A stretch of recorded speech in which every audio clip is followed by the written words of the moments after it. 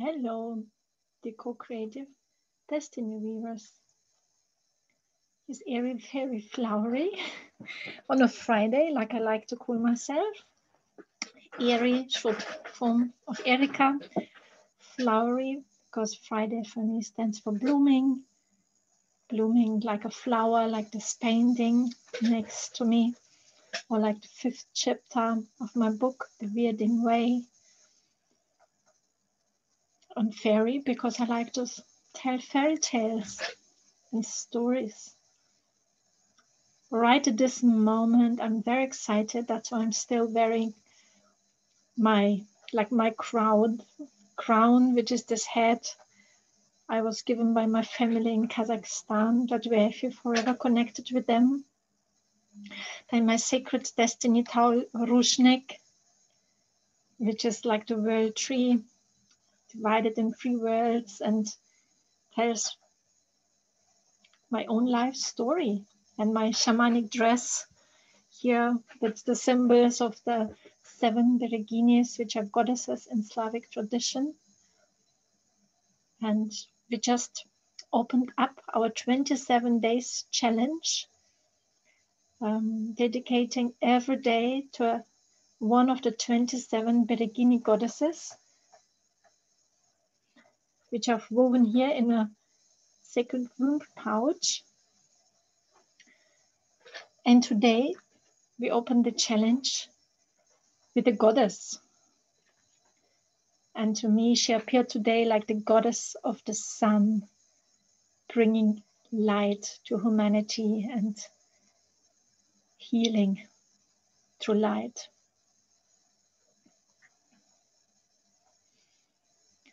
And for me, opening up the space of connecting with the divine and doing it in a way of a ritual, like we are always doing it, like with a word prayer and lighting the candle and drawing like oracle cards and runes and tarot cards. And then while we weave and connect with the goddess through the exchange and the sharing, we really develop an intimate relationship with the divine. And that's what we like to do up until Christmas, every day between 3 and 4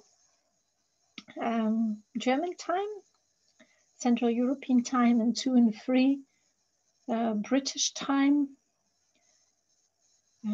between 9 and 10 EST time, and very early 6 till 7 Pacific time.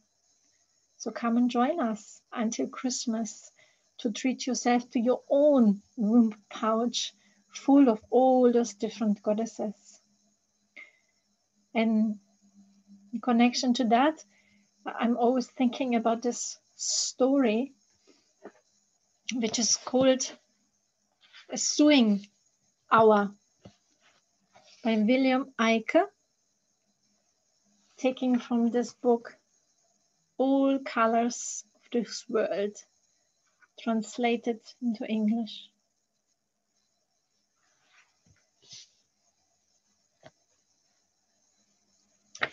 So in this story, there is an old man at his deathbed, a man who has been a cobbler or a sewer all his life. And at his deathbed, his destiny angel arrives to take him over to the other side. And there he lies and is really angry. And he says to his angel, why have I always been just working so hard in my job with all this like loud machines and always this business of finish my project here, do this here and do that. I've never been happy and always just felt like I was like a slave. And the destiny angel said, but have you not seen? Every single day of your lifetime, you have been given the opportunity to be really happy and full of joy. And the cobbler was thinking, what? You cannot possibly mean me, who has always just been working so hard. Where was the fun? Where was the fun in all of this?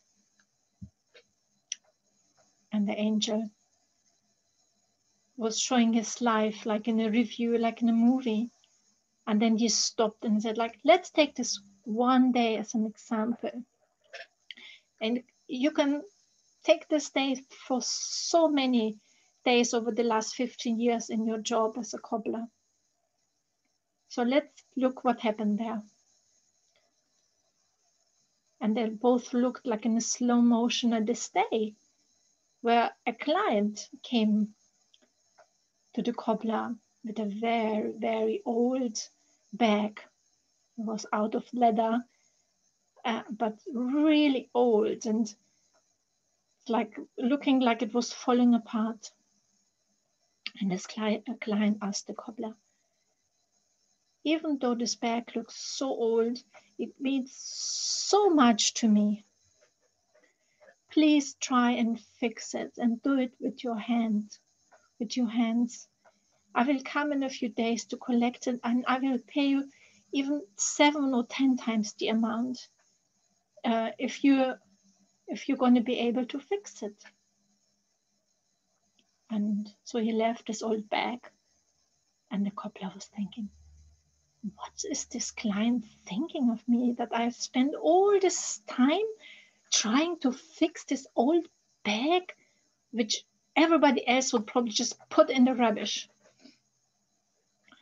But okay, I need to earn my money with this job. So instead of wasting all this time to work on it with my hands, I'm going to quickly fix it with my machine. And so he did go to one of his machines, tick tack, and it was finished. And then after a few days, when the client came and picked up his bag, was really unhappy. And he was saying, why didn't you spend this time and didn't do it in the way I asked you to? I wanted that you really do it with your hands, because this bag means so much to me. I would have even paid you like 7 to 10 times the amount. And the cobbler was saying, like, this is not worth my time.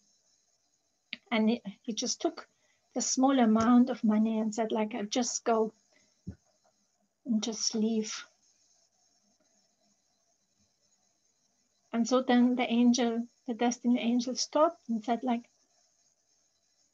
what do you think about this? Don't you see that there was an opportunity in that job and all the other days of your job? And the cobbler started to be thoughtful and said, like, what kind of happiness and joy should I have received through that experience? And the destiny angel really slowed down and said, if you would have really taken out even 1 hour of your life to do any of your job's tasks in a still and joyful manner, to really put your love and your gift of being a good sewer into your job, even 1 hour a day, how much joy would you think you would have experienced and could have been able to share? Like with this client, for example.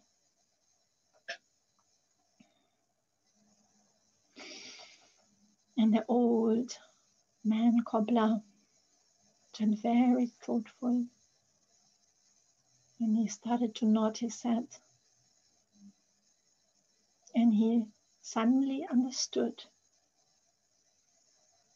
And he died happily in this awareness.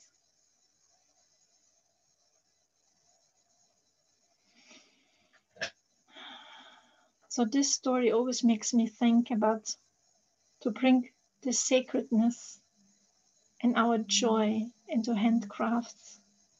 That's why I like to invite you for the next 27 days Well, today we already finished our first day, so the next 26th day is exactly until Christmas.